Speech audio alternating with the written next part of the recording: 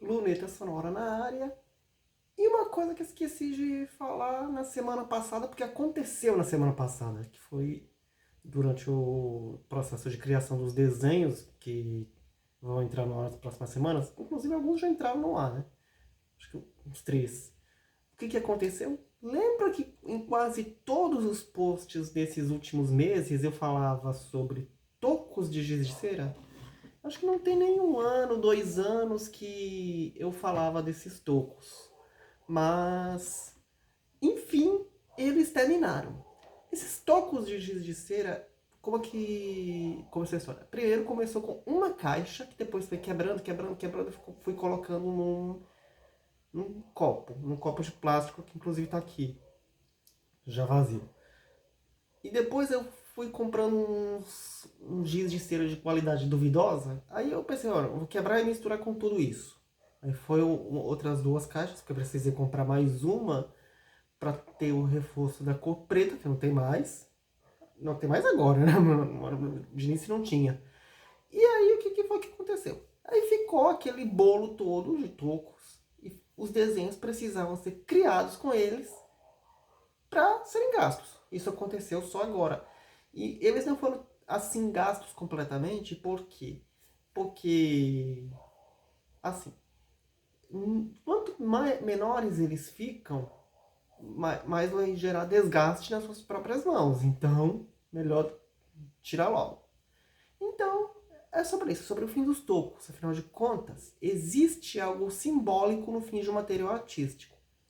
Principalmente quando ele não acaba por abandono, acaba por uso. Os tocos de giz de cera, como eu acabei de falar, eles chegaram ao fim. Depois de muito tempo sendo utilizados, misturados, reaproveitados e levados até o limite possível, enfim ficaram inutilizados. E sinceramente, isso diz muita coisa. Porque material gasto é sinal de processo vivo, é marca de criação acontecendo de verdade.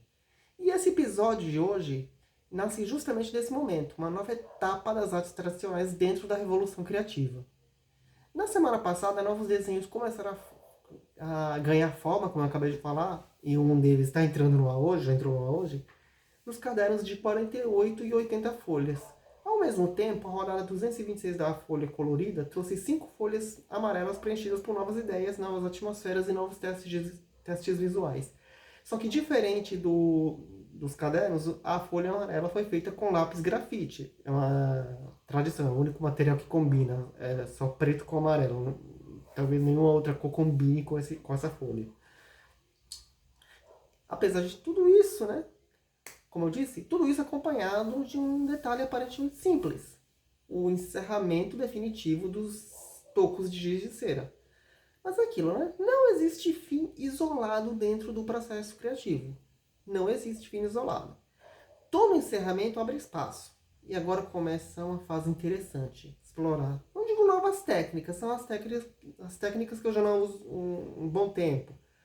Outra caixa de giz de cera que está acumulado aqui. Acumulado não, está armazenado aqui. Novos materiais. Tem o giz pastel, tem o lápis de cor aquarela, o lápis metálico, que eu já utilizei anteriormente.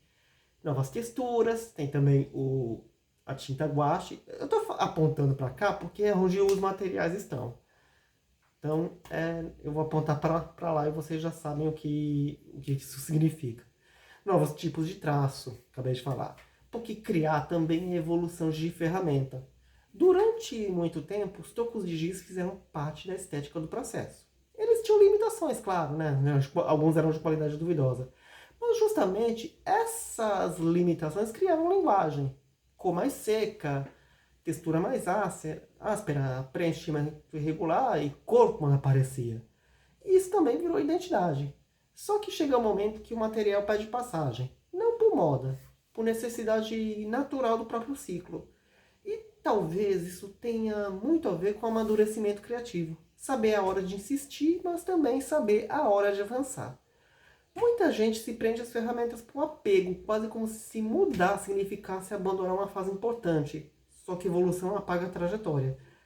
Mesma coisa com software de computador. Então, evolução não apaga a trajetória. Ela amplia repertório. Os desenhos dos cadernos continuam existindo. As folhas amarelas continuam carregando memória.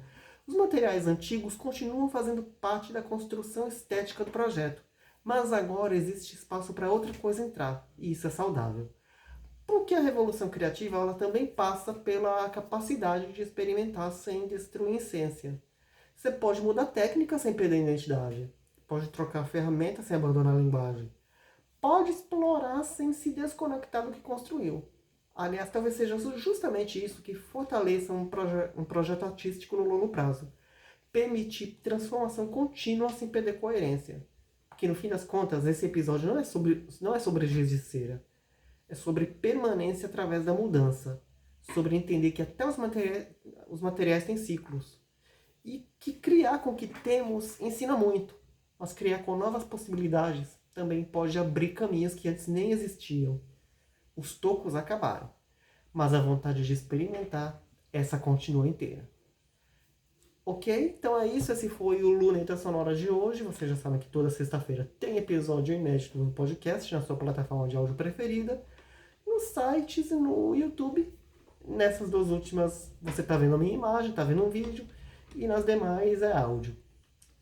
E nas redes sociais, @Josevandro vai lá, @Josevandro no Tumblr. E a gente se encontra por aí, quem sabe, em novas técnicas e outras oportunidades, ok? Talvez eu fale das alt-types na semana que vem. Eu vou até anotar isso para o Luneta Sonora da próxima semana, ok? Então é isso, esse foi o Luneta Sonora de hoje. Até lá. Até o próximo episódio, né? Até lá. E não desanime.